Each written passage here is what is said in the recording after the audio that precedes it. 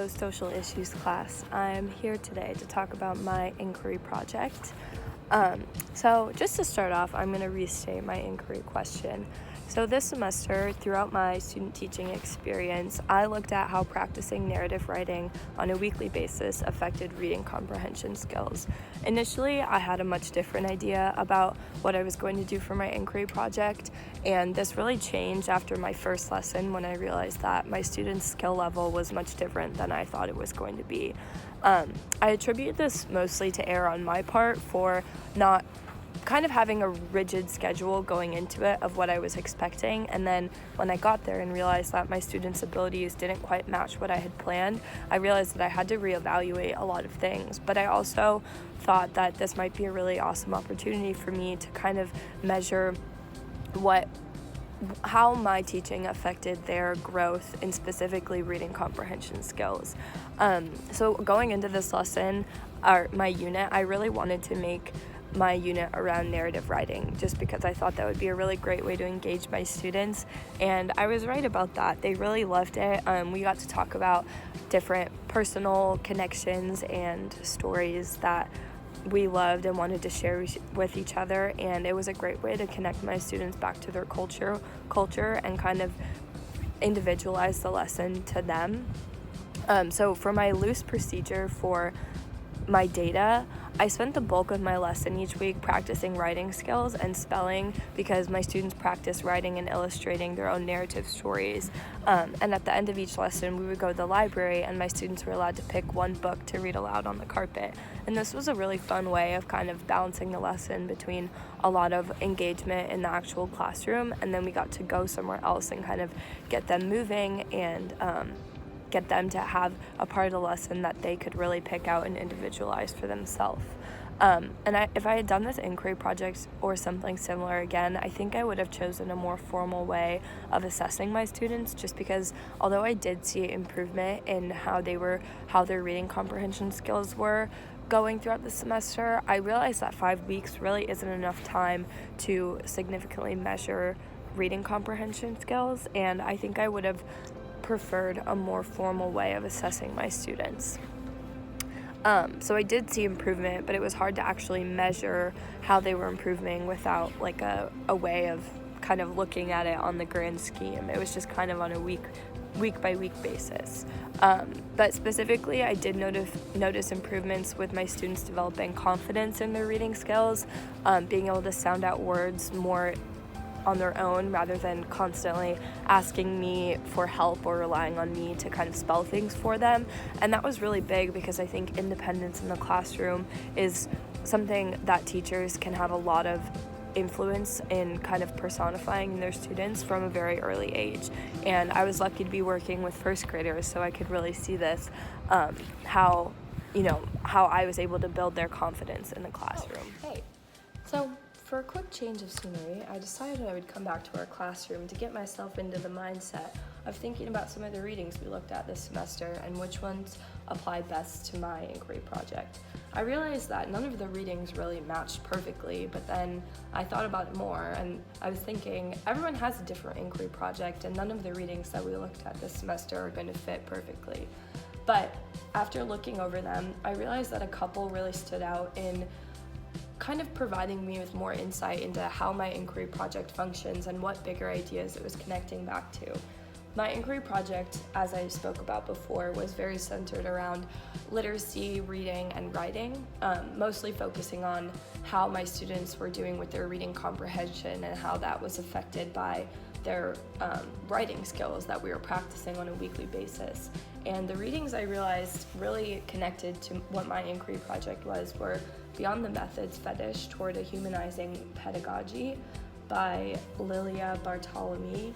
And I realized that this reading actually opened up a lot of insights for me because she talks a lot about how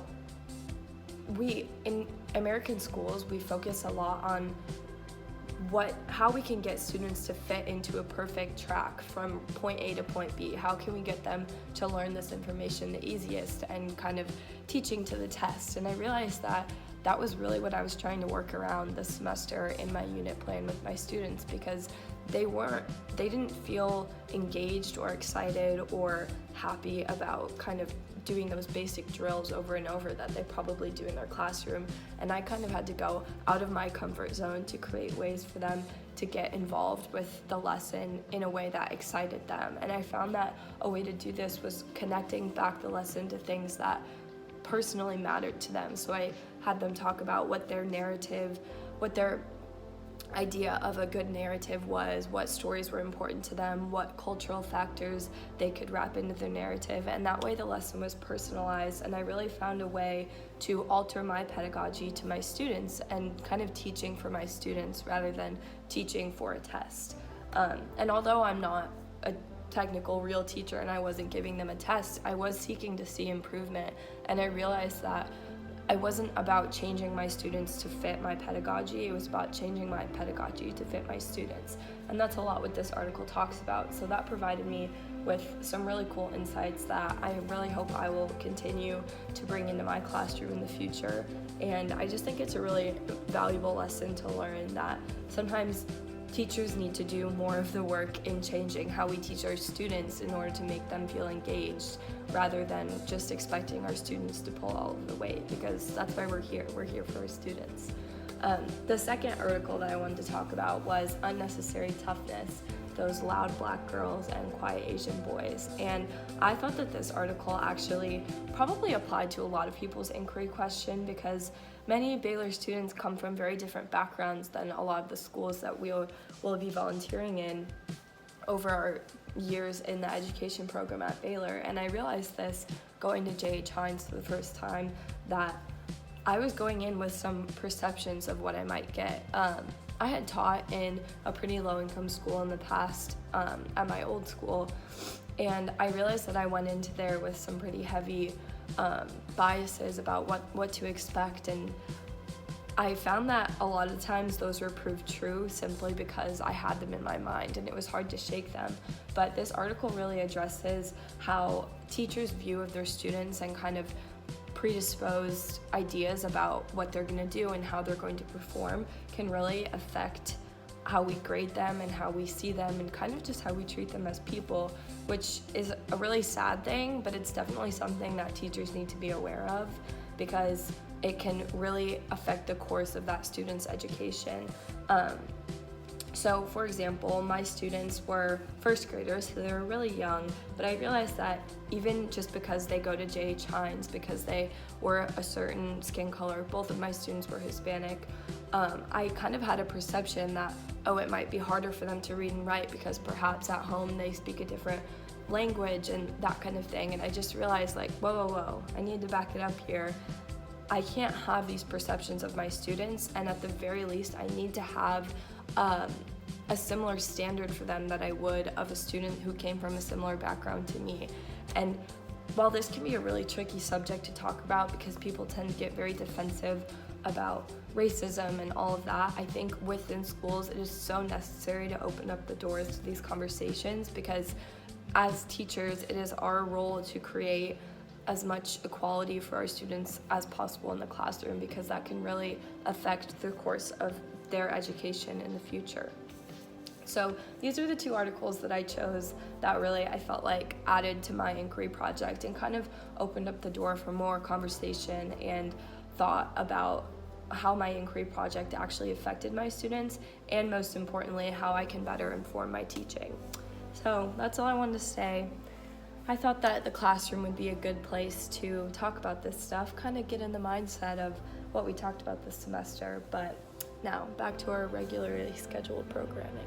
For the last part of my video, I want to talk about informed teaching based on my inquiry project and what some of the takeaways and reflections I have about my inquiry this semester and what I'm going to hopefully carry with me into my profession in the future. I think the biggest thing that I learned this semester was that flexibility is important in teaching, and in order to meet your students' needs the best way that you can, you have to be flexible, because students might not meet your expectations, they might exceed your expectations, and you have to be able to change the way that you teach to best match your students. I think when I think back about the best teachers I ever had, it was the ones that really listened to their students and allowed their students to have a say in the way that they taught. And that is something that is much easier said than done, but it's definitely something that I hope to put into practice, because I think that really is a determinant of your students' success and also your students' confidence in the classroom. The next thing I want to talk about is thinking about my individual students' learning, not just my classroom as a whole, but actually seeing my students as individual people, no matter how young they are, and asking myself how I can best support both their individual needs within the classroom, but also outside of the class. For the last part of my video, I want to talk about informed teaching based on my inquiry question. So I was thinking about some of the takeaways and big things that I'm walking away from this semester with that I really reflected on. And I think the number one thing that I learned from this semester is that it's so important to be flexible as a teacher, because you really don't know how your students are going to react to what you have planned. And I think having an open mind and making room for adjustments in the lesson and adjustments for the goals that you have for your students, whether that's raising the goals or lowering them, is so important, because that really is a sign that you can best support your students' individual needs, whether that be in the classroom or outside of the classroom. The next thing is finding fun ways to meet a goal or achieve improvements. I think that this is so important, especially in younger groups of kids. Breaking away from that dryness of just drilling information into students is so important, because it really makes your students feel like they're wanted in the classroom rather than like you're just putting them through a program. I think that there's such a difference in designing a lesson for your students versus designing a lesson that your students are just going to fit into. And just embracing the joy of learning. It's so fun to see kids get excited about learning and really feel engaged in what they're doing and find ways to make it personal and connected to their own lives. I think that's just so important, because it really builds students' confidence that they are an active part of the learning process. Learning isn't being done onto them. They are the ones who really hold the initiative. And from an early age, I don't think there's any limit in how early that idea can really be put into kids' minds, that they are the ones that are in control of their own learning, and teachers should just be there to support that. Especially, as I said, with younger groups, just allowing them to take initiative and kind of take the reins in their learning in any way possible. The last thing I want to talk about is just affirming and reinforcing students' abilities and also their efforts. I think we talked about this a little bit in class, but it's one thing to tell a student that they're very smart or naturally gifted, but it's another thing to really affirm a student's effort. So if you say to a student that they've done a really great job and worked really hard on something, that is very different than telling a student that they just did it because they're smart, because it really enforces that students need to work hard, and it's important to be, it's a great thing to be naturally gifted at something, but hard work is just as important, and in the long run, that will give them more resilience in the classroom, which is really important. For next time, I think I just want to remember that reflection is an important part of the inquiry process, and that taking time like this to just sit down and think about what I learned is so important in my teaching, and also I know that will have an impact on my students' lives in the future. For next time, as I talked about before, I think I would want to choose a more specific way to measure my students' progress, and I wish I had chosen my inquiry question earlier on, but I'm a person who really likes clear-cut ways of doing things, and I think I just need to embrace that a lot of the time in teaching. I just need to embrace the messiness of the process and accept that things change and that I need to be flexible. So I hope you guys enjoyed listening in on a little bit of my reflections on my inquiry process. This semester was an incredible experience, and I'm very grateful for everyone in our class, and I just think that this was an awesome experience and such a cool project, and I'm excited to do more with it in the future. I hope everyone has a wonderful winter break, and Professor